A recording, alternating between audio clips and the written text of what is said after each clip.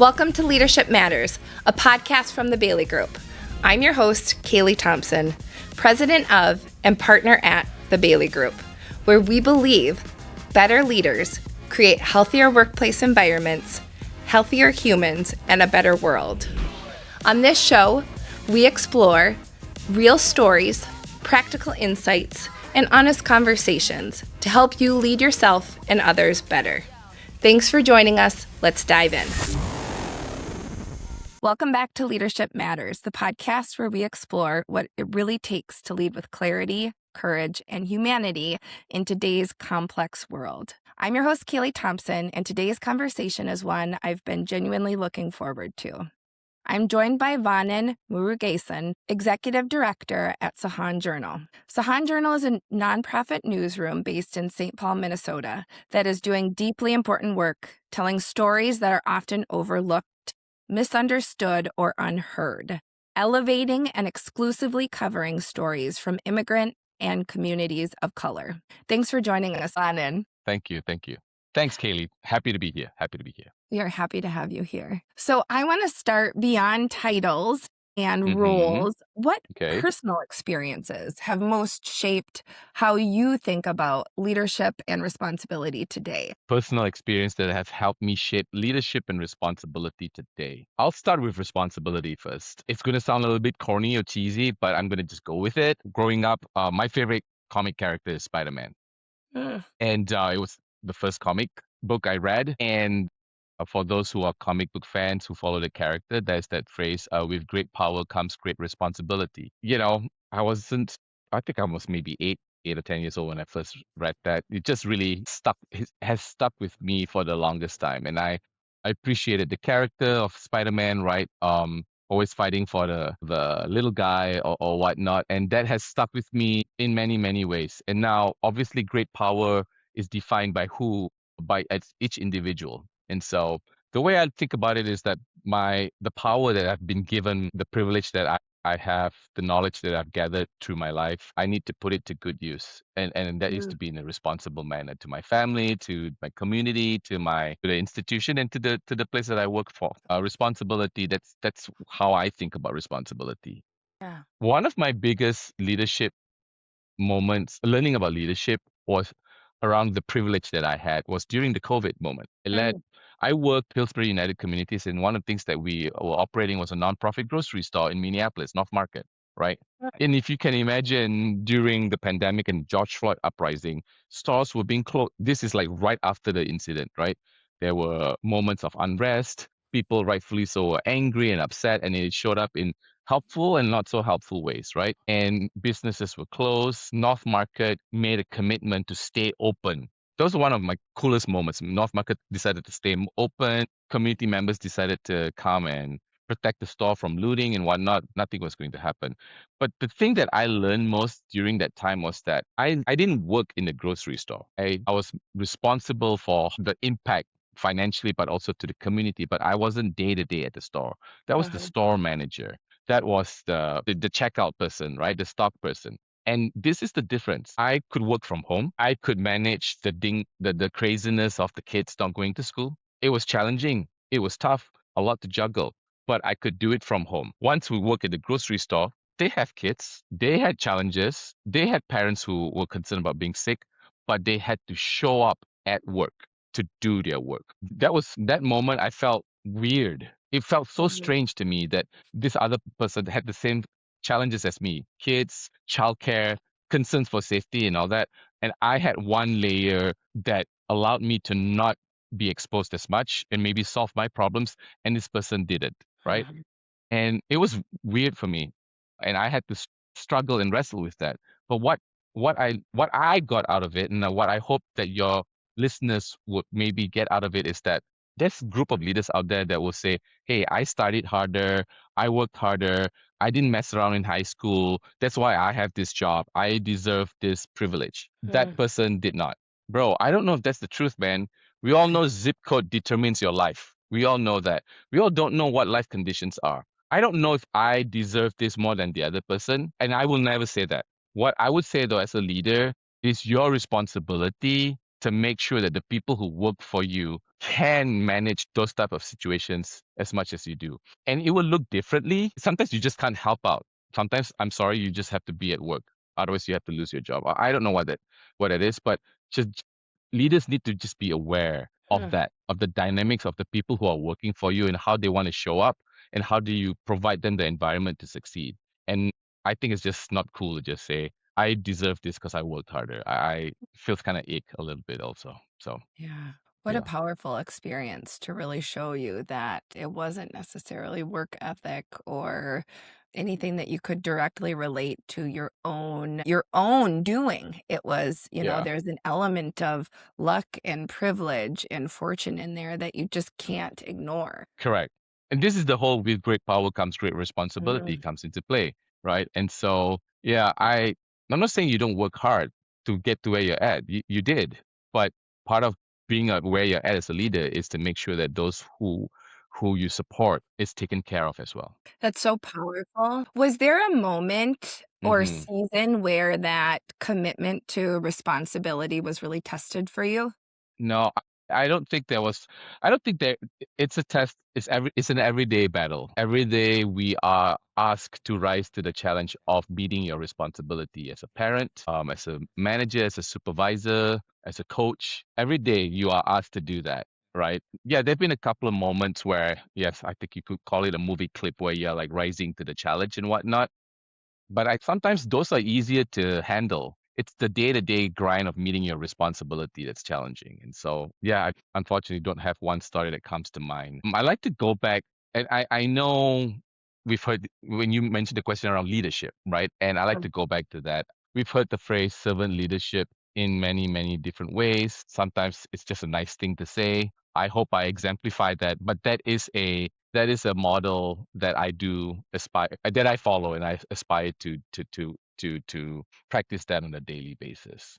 Mm. And I think we'll go into that throughout this conversation on different examples on how that shows up. I guess I could say for me, the reason why I do like the servant leadership model, I think I was just born for those times. Like if I was Mm. born to lead during the Jack Welch era of leadership, I think I would fail spectacularly. And this is not meant to be a criticism of like how leadership was practiced back in the days, but leadership back in the day, 70s, 80s, maybe even 90s, and even some to today, there is this belief that you need to show up doing everything. You are the person to charge, right? Like Alexander the Great or what Napoleon is not your example of typical example of servant leadership, but they are examples of leadership. I would have failed in that model. Mm. Fortunately, the times that we live in, servant leadership is more common as a way of practicing. That makes suits me well because I have a few things about myself. I'm first of all self-deprecating by nature. I occasionally suffer from the lack of confidence, but most importantly, I know I definitely do not need to be the smartest guy in the room. I will not be the smartest guy in the room. I tend to believe that we get to where we need to be with the work of others. And so Mm. my job is to provide that platform for others to be successful. And when they're successful, I'm successful. So Mm. that's how I practice servant leadership. And I'm just lucky that I am a leader during a time where that's more common in practice. What types of leadership were modeled to you throughout your career, and how did that sort of inform as you've increased responsibility and the number of people that Hmm. really are impacted by your leadership? What did you take away from those experiences? I worked under a vice president that kept it fun, kept it lighthearted, but was very laser focused on outcomes. Sometimes that can be a struggle for me because sometimes when you are lighthearted or keeping it fun, then people don't think you're serious or you don't think you're serious. And so I appreciated how he was able to balance both Ah. things. It was very important for me, and I lead that way too nowadays. I've worked under a leader that is extremely visionary and always came in with ideas that most of the room would scratch their heads and say, "What?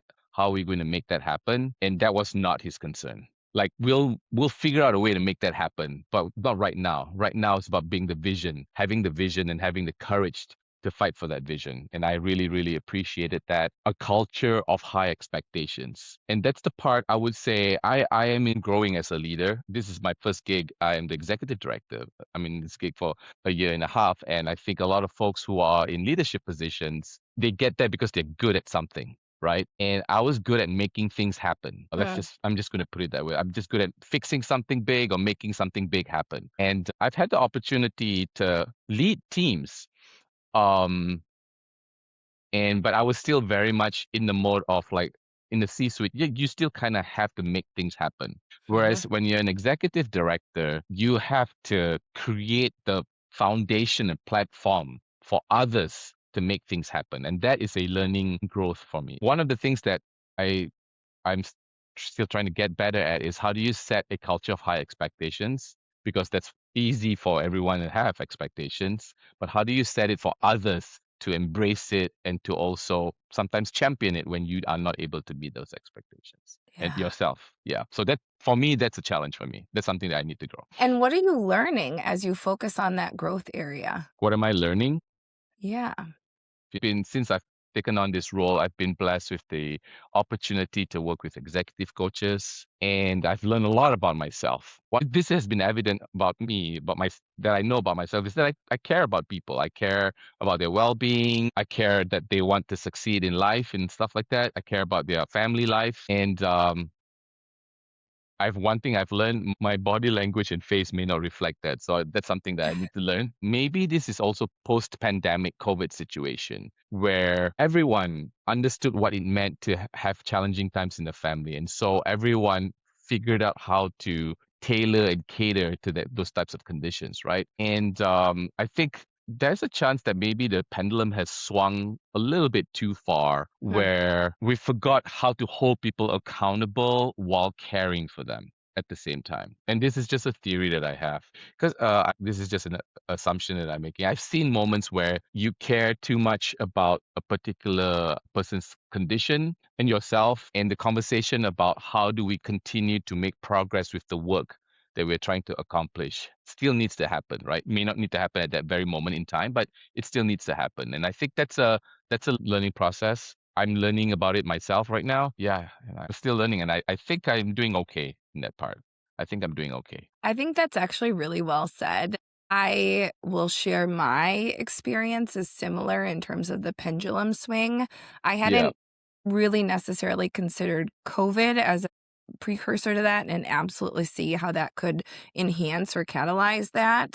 Hmm. I do know the evolution of leadership, and at one point being really command and control, and at another point being really conscientious on empathy and accessibility, and really trying to make sure that you're catering to the human behind the work, which I think at its core Correct. is actually really healthy and really helpful. And it can't be at the detriment of expectations or the things that the organization really needs to meaningfully get done, because we all have a mission to accomplish. And so, how do you have an abundant amount of empathy while also understanding you're a very capable human who can get this work done or figure out a way to get this work done if you need to step away or need to make other accommodations. Mm. And so, how do we set that high expectation so that people can plug in and meaningfully engage? Because that is an important part of engagement, while also recognizing that we are humans and endlessly Hmm. complex and have different situations that will come up and different challenges. Yeah. I've seen variations of this example that you just stated here. There are some managers who will say, okay, I see you're having a hard time. Take your time, figure it out, come back to me. Come back to me when you are fine or fixed or whatever that phrase is. I still feel like that falls a little short personally. And what I try to practice is, hey, I see that you need some time to figure things out and whatnot. Let's sit down together and identify the priorities that can't be dropped or can be changed, right? Invite them into the conversation around the solution. We are also living in a world where I think stronger leadership means working with others to come up with the solution together with them as opposed to leaving them on their own. And so that's what I've practiced. That's how I've practiced in the past. It just happened a few months ago. a lot of things have been, as you can imagine, a lot of things have been happening lately that impacts the newsroom, that covers immigrants, that is of immigrants. And so I've worked with my leadership team to the high expectations are still there. But if we are adjusting expectations due to certain conditions, what are they? Where can I lean in? How can I help you understand? Because at the end of the day, the most important thing for me, and I should have mentioned this earlier, being on the same page, I don't know why, is just the most important thing for me. I don't mind being wrong as long as we are wrong together, or if we are right and we are right together. Even if I'm right and that person is wrong and we're successful, I feel uncomfortable. Like for me, being on the same page is very, very important. I'm also a guy who values shared experiences Mm. with my family, with my wife, my kids, and even my coworkers. And so even failing together and then learning and growing from that failure together, as opposed to that one person learning and failing, growing on their own, like I prefer to do that journey with them. And how do we solve this problem together? My ultimate model for leadership is a soccer coach. I'm a fan of the Liverpool Football Club. They're based in England. I studied What? abroad in London and got into Okay. the football The culture, if you football will. culture, yes, yes. So Jürgen Klopp has shown in his career just an amazing way to motivate people, individuals, teams, cities. Before he came to Liverpool, the city was in the doldrums. We were just kind of there, but not really there, spending a lot of money, right? And his charisma, his motivation, his belief in himself, his belief in players, and his belief in the city galvanized, And we turned into a club that was not serial winners, but we were always there, but we always Mm. experienced it together. And Mm. this is not meant to preach on Liverpool here, but Jurgen Klopp, but the phrase that he used, I read in one of the interviews, and I'm just going to read it out here. He Yeah. says, to create a situation where everybody feels important, enjoys themselves, knows their jobs, feels respected, and feels needed. That's how Mm. life should be. Like it's so simple, but it covers everything about management. Everybody should feel important, including the CEO, executive, or the staff. They enjoy themselves, and that's like a personal flavor that I believe, and he happens to believe as well. Knows their jobs. That speaks to accountability. You got to know your job and you got to do your job. Mhm. Feels respected. That's pretty obvious, and feels needed. I think sometimes that's missing Yeah. in the conversation, and feels needed is his shorthand for appreciation and gratitude. So it's such a simple quote, but it hit me in a particular way. That's how I try to lead my teams, lead people, as I do this work. Incredible. I love that. I'm gonna make sure we get that in the show notes too, because I'll be printing that off and putting it by Okay, my I'll desk hey, as well. I will I'll text you. It's came off from an interview he did many many years ago. That's really Sure. neat. I'll do this if he shows up in the podcast. I had the privilege of meeting him when he Wow! came. Yeah. That is awesome. Yep. They do practice sessions, friendly sessions in the United States. And he was at Notre Dame, and I was blessed with the opportunity to meet the team and him, and I took a photo. Incredible. I love your Yeah. will you show that one more time? I love your Yeah. facial expression in that photo. You are just beaming. I was shaking. Like I'm telling, this Mm. is like an amazing human being. Thank you for sharing that. Yeah, no problem. I'm grateful for the opportunity to share it. I do. I think that's such a beautiful quote, and I love the transference to the world of work. And your comment about that needed piece feeling missing in a lot of contexts, I think you're spot on with that. Yeah, yeah. I'll give you another example of needed here. One of my challenges as a leader is I'm a go, go, go quite a bit, and I forget to celebrate the wins, whether it's the small or big wins. Like yesterday, I just finished a board retreat. 2 days was, and if for anyone that has organized a board retreat, the challenge is such a huge spectrum. You are thinking on a strategic level on how to make this work and what do you want to get out of it, to what are people eating for lunch and what are their allergies, right? And it's a huge spectrum. You're not responsible for it all, but you're certainly accountable for it all, Mhm. right? And I finished it and I moved on to my next task at hand. And my team that supported me, they were, oh, I guess we're moving on, you know? And one of my biggest concerns about being a leader in that matter is that When I don't appreciate and celebrate those moments, I transfer that perspective to my team members who actually will need to celebrate those moments, you know?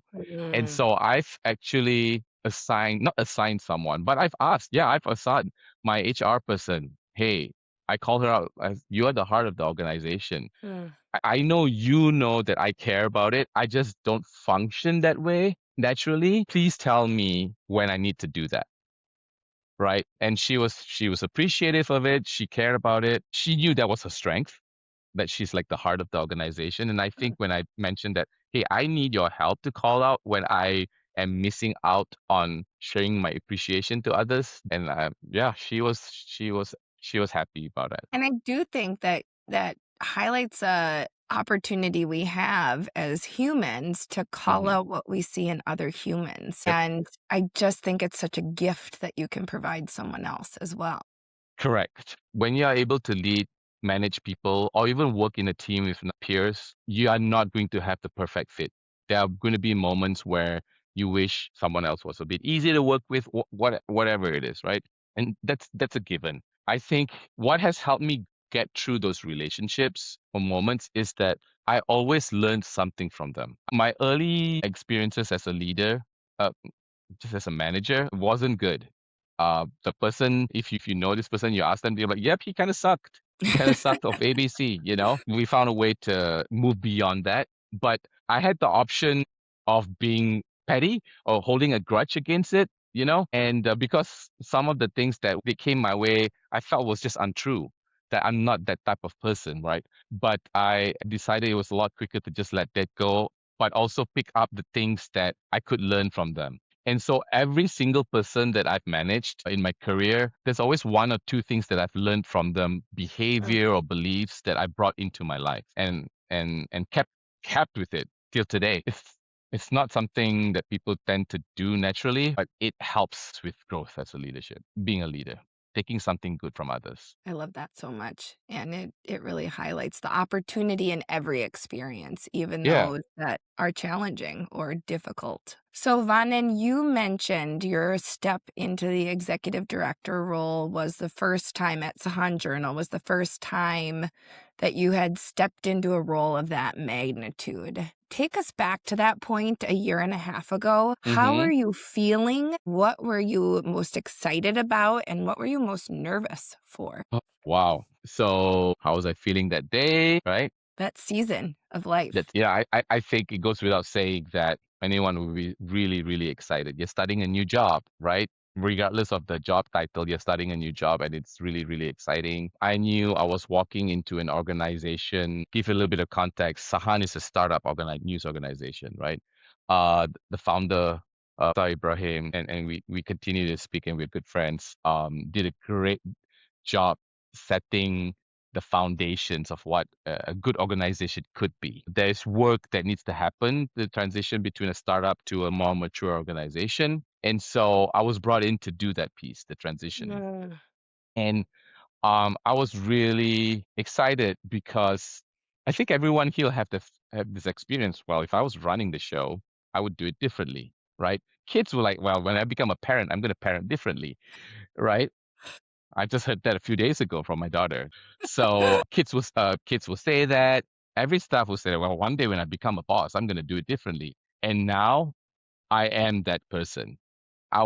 Particularly, I had some strong beliefs about how I would lead an organization and team. mm, And I was very curious if it would play out well. My previous boss taught me a lot about a lot of really good things. And there's just a few things that I was like, I would have done it differently. And so I'm curious now how that would play out. One of the things that I have to grow out of is I have a nagging voice always in the back of my head. You're not good enough, or you didn't do enough. That was definitely playing in my head and still does once in a while, or if you did something well, or you were just lucky. I never thought I was not deserving. I knew I worked hard. I knew I was smart. I knew I could get people to believe in something, but there was always that voice that says, yeah, you might not be good enough for this. So that was what I was nervous about, that my voice would get in the way of my ability to do my job. mm.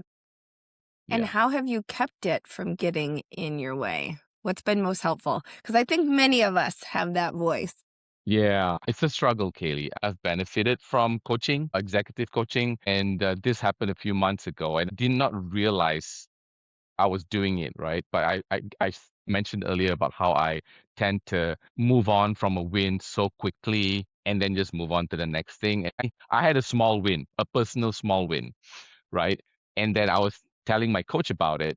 But immediately as I was telling my coach, I said, "Oh, I was just lucky." And that's just like, I'm just going to move on here. And then my coach said, wait, hold on a second. What do you mean by that? I was like, it's not a big deal. Like, I did this, it's great, but I think I was lucky.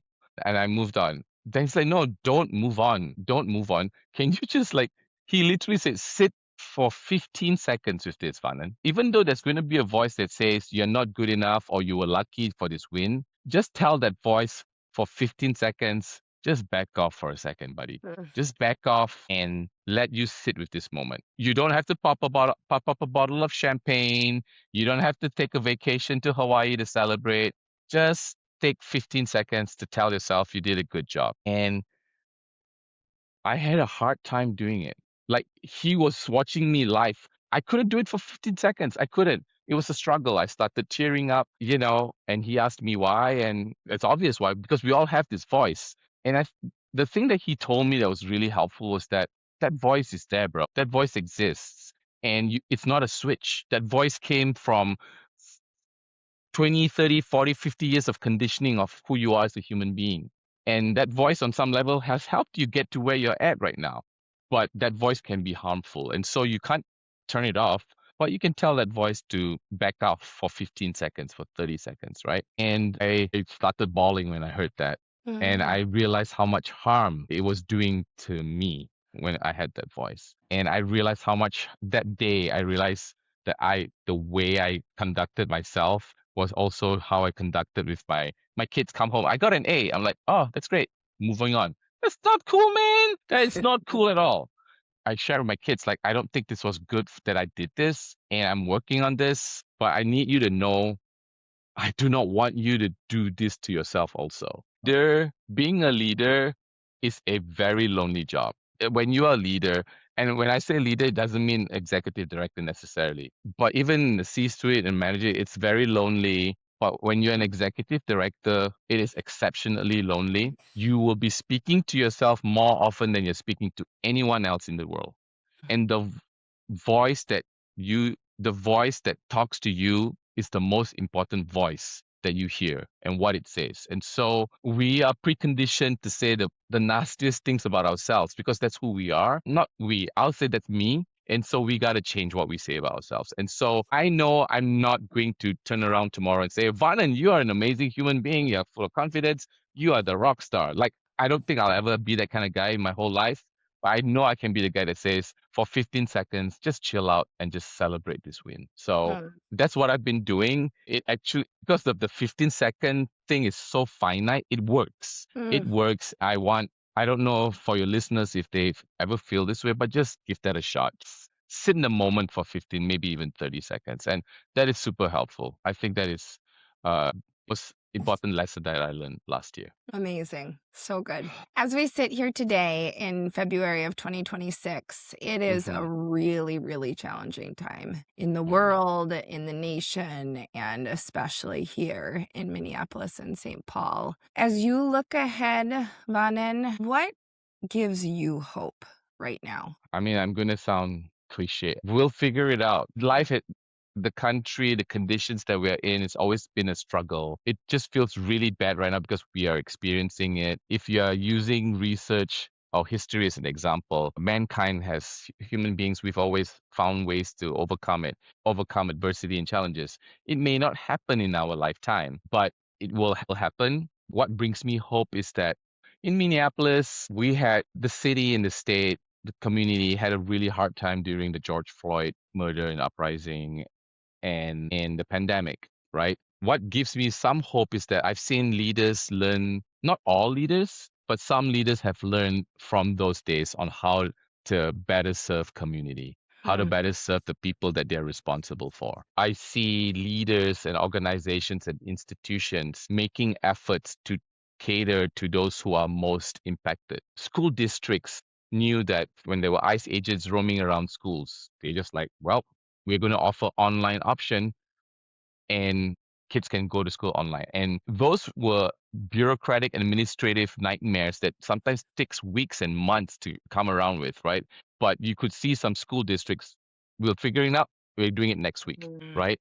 Systems in place, but ways of thinking in place that allow us, that has helped us meet the needs of the people who are most impacted by the situation. So that gives me hope. As you talk about hope, it just is so evident to me that your hope is not in some sort of certainty, but it's really in the people, in the humanity. And I just find that message so inspiring. So thank you for sharing that. Thank you. Thank you. Vanan, Yeah. thank you for your honesty and your thoughtfulness and just the way that you're modeling servant leadership that is deeply human and also deeply responsible. It's been an absolute pleasure to talk with you today. Thank you, Kaylee. Appreciate the opportunity. And thanks to our listeners for listening. Join us next time on Leadership Matters. Thanks for joining us for today's episode of Leadership Matters. If today's episode resonated with you, would you do me a favor and share it with someone you care about? To learn more about the work the Bailey Group is doing in the world, check us out at thebaileygroup.com or follow us over on LinkedIn. We love sharing useful articles, helpful resources, and valuable tools to help you expand your leadership capacity. Like and subscribe, and join us next time for more honest conversations.